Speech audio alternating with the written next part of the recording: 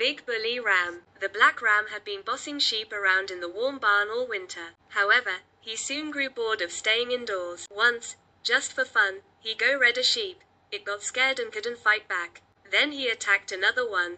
The hurt sheep decided it was safer to lie down and avoid annoying the ram. No one was able to stand up to the bully. From behind the barn fence, the ram caught the scents drifting in from the steppe. Snow still lingers, he observed, but soon, the smell of spring grass will fill the air. That's when the black ram knocked down the pen door with his mighty horns and dashed into the field. Phew! What a joy! There was no one strong enough to stop him, nothing stood in his way. As he rushed forward, nostrils flared to the sky, the cold air made his nose tickle, and he snorted. He rushed off without looking back and crossed the field towards a hill. The hill was within easy reach, but to the ram, it looked like a distant, high mountain. Suddenly, he heard screeching sounds and spotted a barking puppy charging toward him. The ram was so frightened that he lost control and ended up wetting himself. The once intimidating ram, Big Bully Ram with mighty horns, who had made life miserable for the other sheep, turned and ran away towards the barn. The little puppy continued barking and found it amusing that the large ram was scared and ran away from him. Gradually, the ram came to his senses. He was silently repeating to himself, "I hope the sheep didn't see me. I don't want to be a laughing stock." Yet, luck was not on his side. The sheep had come out of the open barn to enjoy the fresh air. Seeing the black ram bleating and running away from the small puppy, they all laughed and joined in with their own bleats of "Baa, baa." Black ram rushed into the barn, ending up in the far corner of the pen. Little puppy's shrill voice made the sheep's knees tremble, chasing them into the barn. After that day, the ram was very thoughtful. He stopped bullying and annoying the flock. He seemed to have forgotten they were at his side. All he was thinking about was the other day, how come I got scared and ran away from that tiny puppy? Teeth probably haven't grown yet. Why did I get so terribly scared? It has something to do with the puppy's voice. The way he barked at me scared me to death. No, I can't be such a coward. I will have to learn the dog's language. After giving it some thought, the ram decided the dog's language was not that powerful. Think of it, isn't it better to learn the language of the wolf right away? Soon, the wolf's language lost its appeal too. Instead, the ram thought it best to learn the language of the lion immediately. A lion is way stronger than a wolf, he reckoned. Thought haunted the ram. He began to make strange noises day and night, awkward, unclear noises. Sheep watched warily at first, but over time, they got used to it. The awaited spring finally arrived, and the sheep emerged from the barn. He had forgotten the incident with the puppy, but the ram had not. Last to leave the pen, fully prepared for this moment. Stronger than before, he resolved that if his courage faltered, his physical strength would not. No need to fear the puppy any more. The puppy, as if reading the ram's mind, waited near the barn and barked as soon as he saw him. A challenge, the ram shook his horns and roared like a lion. The puppy yelped and ran away with its tail between its legs. His performance, the ram walked through the pasture, praising himself. Well done, he thought.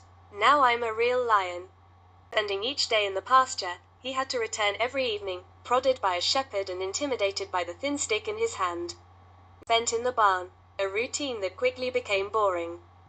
Isn't for me, he mused. Now I understand the language of the lion, the king of beasts, who can stop me? I'm heading to the forest. He hid in a tamarisk bush on the way back from the pasture. It is pitch dark and quite scary. It doesn't feel like a barn at all. The scents are also different. Suddenly, something rustled in front of him. Quaking with fear, he growled out loud.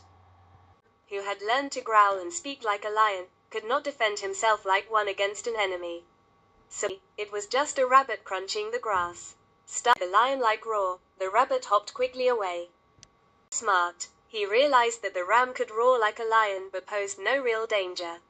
So, he came back to the bushes and said, "Hey why? Even someone simple, hey why, in the middle of the night, in the pitch-black forest, sounded scary." The ram started banging his horns on the bushes. Bursting with laughter at the ram's behavior, couldn't help but come out of his hiding place. It's you again," said the ram disappointedly. "The language of the lion?" asked the rabbit, genuinely curious. "Lion, can't you see?" replied the ram, trying to keep up the act. "Tell me," the rabbit said, laughing. "You look more like a baby deer." All right, I'm a ram, admitted the ram, realizing he couldn't outsmart the clever rabbit. I see, said the rabbit, but do you really wish you were a lion? The ram answered. Then let's do this. We'll dig a pit right here. You will lie inside it, and I will be your servant. You lion and command the beasts. That we can both live happily, said the rabbit. Out to be really crafty. He was right. The forest animals, although ravenous, happened to be gullible. They all believed the fiercely roaring ram was a lion. Rabbit gathered all the animals of the forest together. The ram was in the pit. He didn't show up because, as the rabbit told others, he was sick.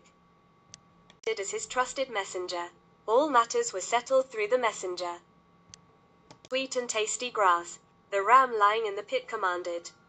But why? Some fresh meat would be delicious, said the wolf, disagreeing with the lion. Master is sick and being treated only with herbal remedies. Therefore, gather grass, said the rabbit, trying to cover up his trick and avoid exposure. And to gather grass, having no suspicions. Soon, filled with various delicious herbs. The ram and the rabbit grew very fat in a few days from eating grass. Ram believed his own lies and began to feel like the sole master of the forest. He felt no worry, fear was foreign to him. A spacious, cool, and comfortable pit, and the rabbit at his beck and call, fulfilling all his whims, he felt invincible. Led, I should address the animals directly. I will give order. Oh no, master, please don't, pleaded the rabbit. Where will you hide your horns? The wolf will quickly recognize you and realize we've deceived him. If that happens, we're in trouble. That wolf, is he strong enough to stand up to the lion? Said the arrogant ram. Oh, my, but he has teeth, strong teeth. He can certainly challenge a ram, not a lion. Have you forgotten that you are a ram? Rabbit were heard by the ram, but they did not reach his brain. He scratched the grooves, and jumped out of the pit waving his horns. The ram emerging from the lion's pit. What in the world? He exclaimed to those around him. His exposure.